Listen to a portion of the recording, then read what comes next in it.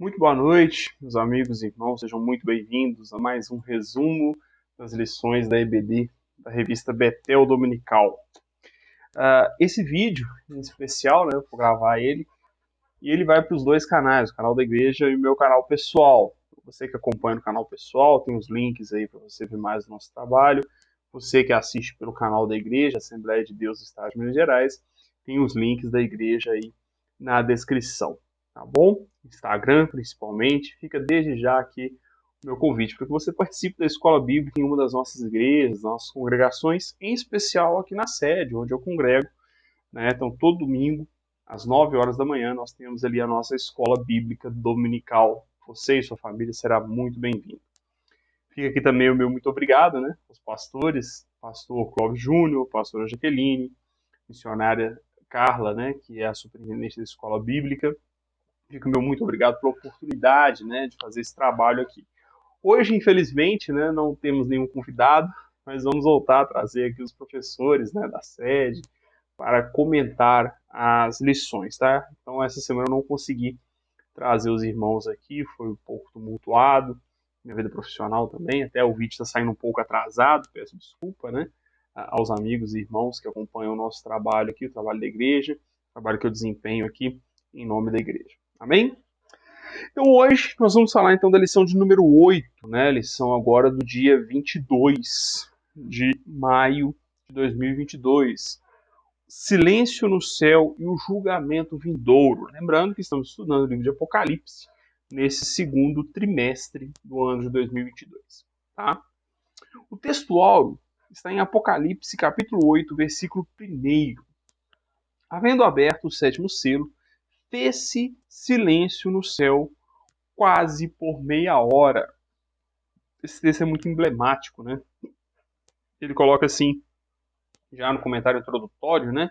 Na verdade aplicada, ele diz assim: a certeza de que o juízo divino está prestes a vir sobre o mundo deve despertar-nos à santidade e à evangelização.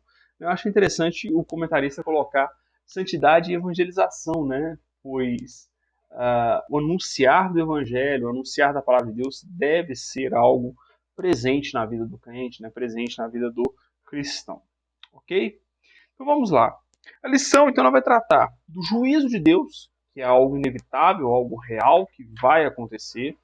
O juízo divino sobre a natureza, que são os sinais, né, trazidos ali pelas trombetas. E o juízo divino sobre a humanidade. Né?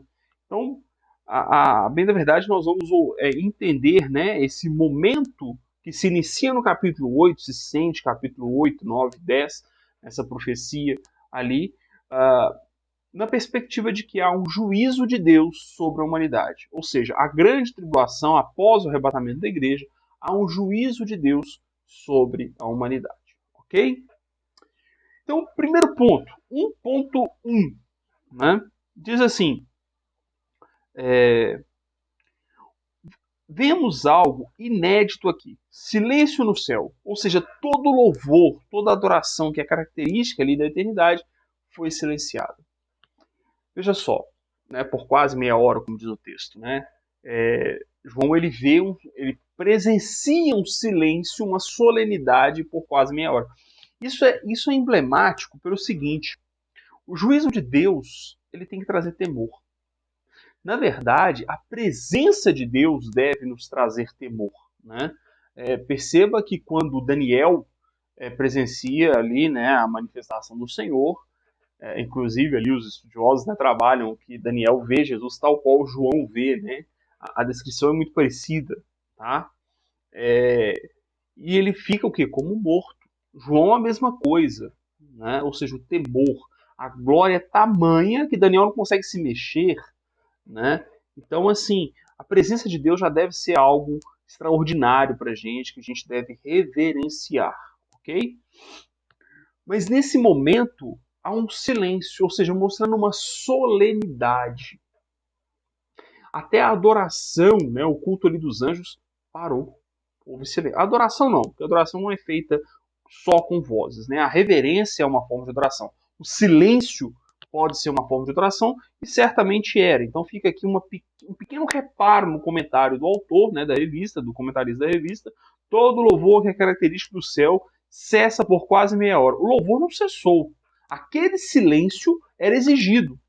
Ou seja, o próprio silêncio honrava a Deus, mostrando que aquele início daquele juízo era um momento solene que todos reverenciavam o grande Deus, o Rei dos Reis, o Senhor dos Senhores. Amém? Muito bem. Segundo, o autor vai tratar sobre a questão que os juízos serão consecutivos. Ele está tratando das 7 trombetas e os 7 flagelos, ou 7 taças da ira de Deus. O autor coloca que serão juízos consecutivos. Primeiro serão as 7 trombetas, depois as 7 taças ou 7 flagelos.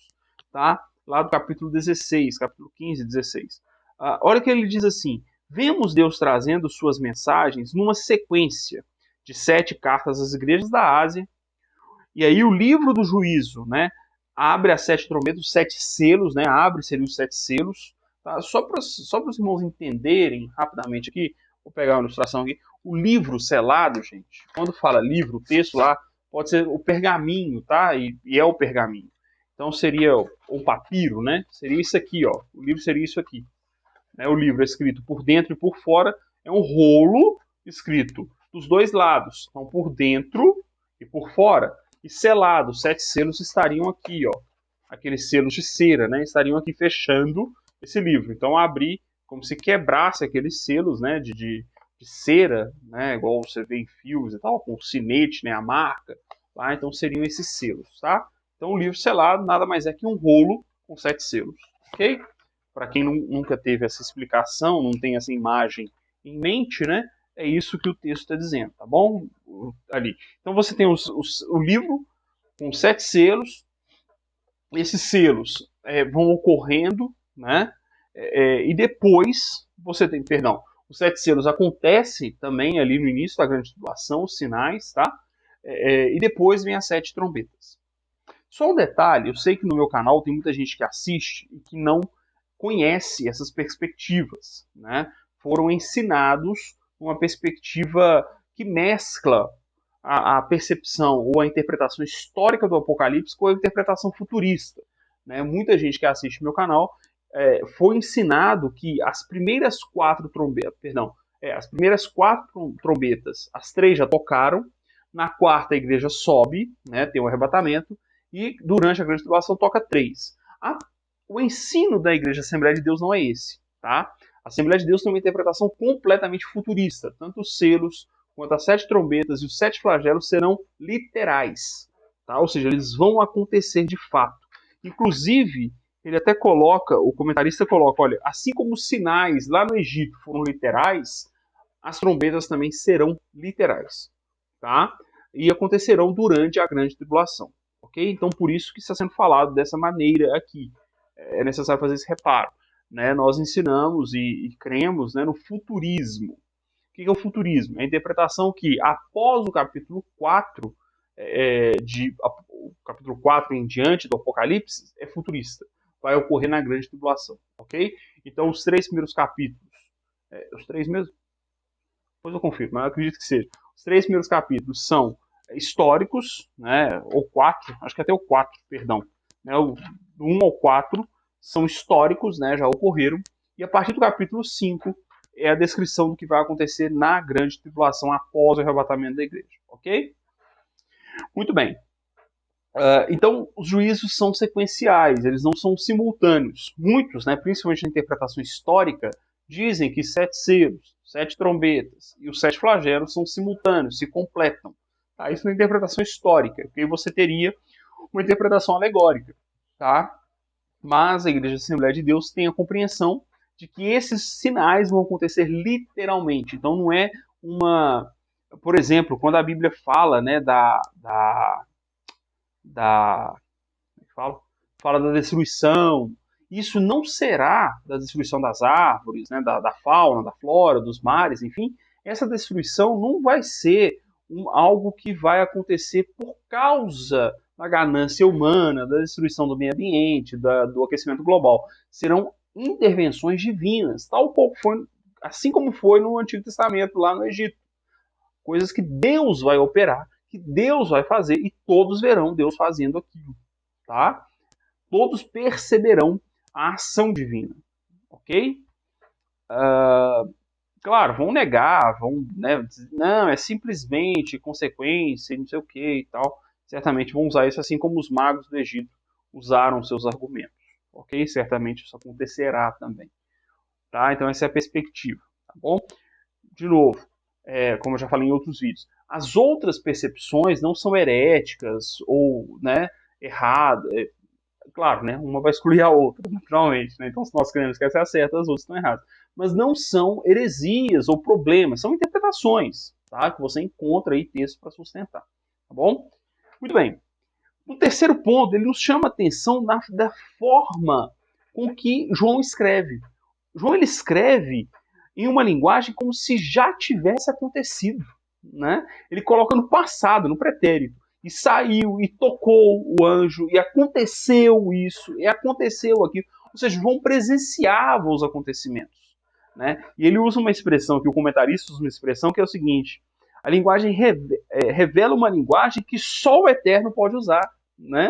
Ou seja, Deus ele é eterno. E aqui é interessante para a gente entender o conceito de eterno. Né? Não é só, o conceito de eterno não é simplesmente que sempre existiu e sempre existirá, não é isso. O conceito de eterno é que para Deus não existe tempo. O eterno é aquilo que não tem tempo. Né? Em grego, a expressão é aonios, né? Ou seja, ausência de cronos, né? Ausência de contagem de tempo. Né? Então, o eterno é aquele que não se conta tempo. Ou seja, para Deus, o amanhã, o hoje, o ontem, é tudo a mesma coisa. Deus não é limitado pelo tempo como nós somos. Tá? Eu achei interessante esse comentário aqui do autor, né, do comentarista da revista. No segundo, o juízo divino sobre a natureza. Aqui que ele faz o comentário que eu fiz, né? Olha, o que ocorrerá não é resultado da irresponsabilidade ou mau uso dos recursos naturais pelo homem, mas a ação direta daquele que está assentado sobre o trono.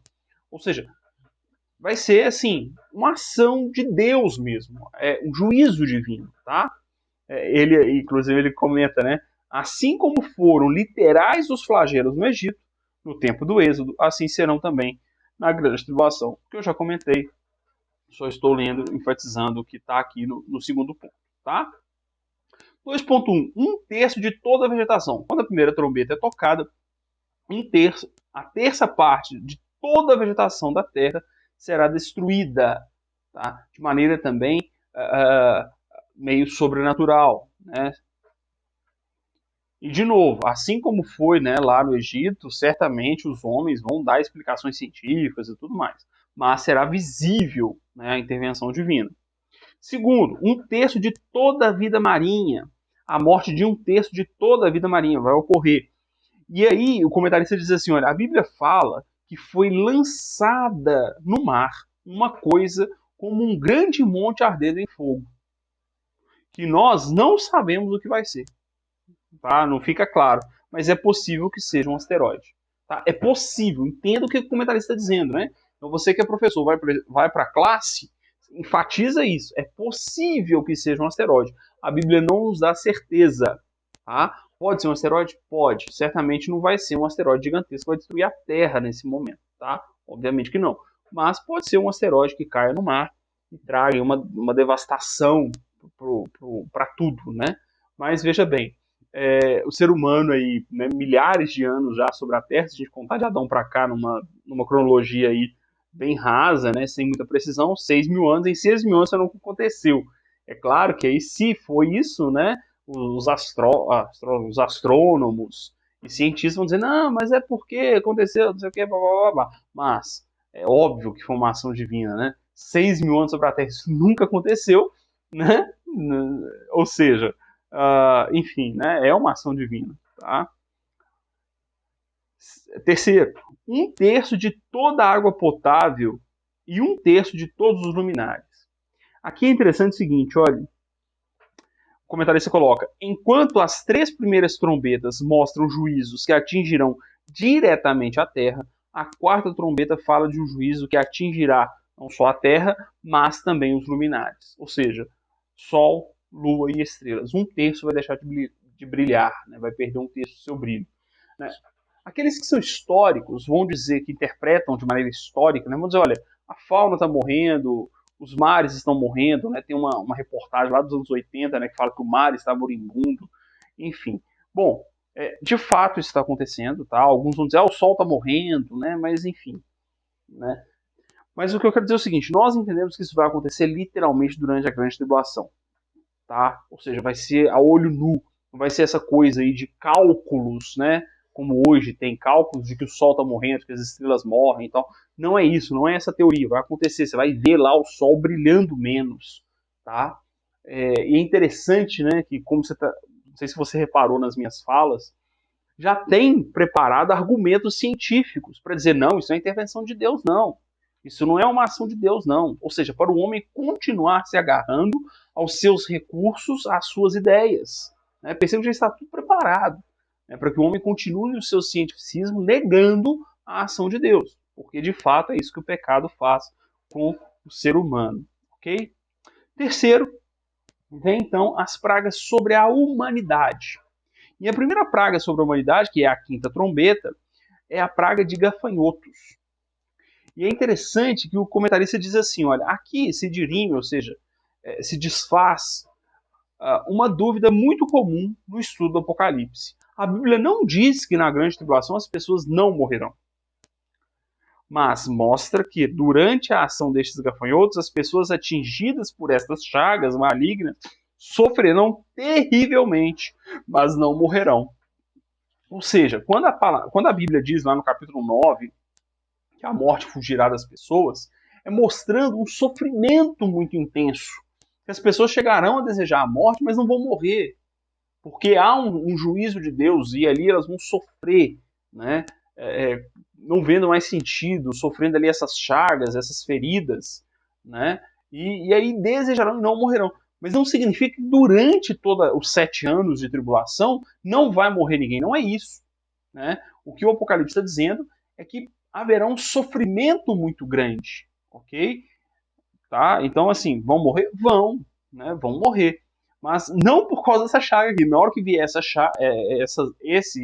esse juízo, né? As pessoas não vão morrer por causa disso, vão sofrer esse juízo, vão sofrer essas doenças. Tá? E vão desejar morrer, mas não morrerão. Ok? Inclusive, entende-se que serão gafanhotos assim como nunca vistos. Serão animais terríveis, né? O entendimento que se tem é esse, né? Ah, é esse, Marcelo? Não sei. Né? Espero também não ficar para saber, né? Espero subir com o Senhor Jesus, tá? É o que desejamos, né? É a certeza que buscamos em Cristo Jesus, tá? Depois, um terço da população mundial, né? A sexta trombeta. E foram soltos os 4 anjos que estavam preparados para a hora, dia, mês e ano, a fim de matarem a terça parte dos homens. Morte. Né? Anjos que vão matar a terça parte da humanidade. Apocalipse, capítulo 9, versículo 15. Perceba que há um momento determinado para isso acontecer. Tá? Para que isso aconteça. Né? Para que anjos sejam ordenados a matar essas pessoas. Tá? Então vai acontecer? Vai. Assim, e aí, mais uma vez, você vê o paralelo com as 10 pragas, né? Chega lá na 10ª praga, o sinal é o quê? Morte dos primogênitos. O próprio Deus determina a morte dos primogênitos. Ok? Muito bem. No tópico 3.3, ele vai destacar a oração dos santos, né? Que é citada, deixa eu ver se está anotado aqui, que é citada no capítulo 8, versículos 3 e 4. Ele fala da oração dos santos, né? Ou seja, que a oração dos santos chega a Deus. E ele nos chama a atenção que diante desse cenário, diante dessa realidade, desse relato, né, de todo esse sofrimento, as nossas orações precisam ser intensificadas. Ele diz assim, olha, é necessário buscarmos a face de Deus com oração, com o coração contrito e quebrantado. Né? O que é um coração contrito e quebrantado? Está lá no Salmo. Né? Contrito é arrependido, quebrantado é triste. Né? Então é necessário que nos arrependamos dos nossos pecados e sim, tenhamos tristeza pelo nosso pecado e oremos ao Senhor, tanto por nós quanto por aqueles que nos rodeiam. Amém? Eu espero que esse breve resumo, eu fiquei aqui, me detive na lição, né, os comentários que eu fiz foi para esclarecer a forma de interpretar que nós usamos, tá? Eu espero que isso ajude vocês a construírem suas aulas, né, quem é professor, e ajude você, meu irmão, minha irmã, que acompanha aqui o nosso trabalho, seja no canal da igreja, seja no meu canal pessoal, a entender um pouco mais o livro de Apocalipse. Amém? Não deixe de curtir, comentar e compartilhar o vídeo, né? Quanto mais você curte, quanto mais você comenta, mais você fala aí para a plataforma, que é bom, né? E ajuda aí a divulgar bom conteúdo, bons ensinos, boas reflexões que vem aí do nosso material da Betel. Amém? Mais uma vez, fica o convite para estar em uma das nossas igrejas, em especial a Escola Bíblica Dominical. No link aí, no meu canal também tem o link do Instagram da igreja. Você pode acompanhar lá horários de culto e tudo mais. Amém? Que Deus abençoe, um grande abraço e até a próxima.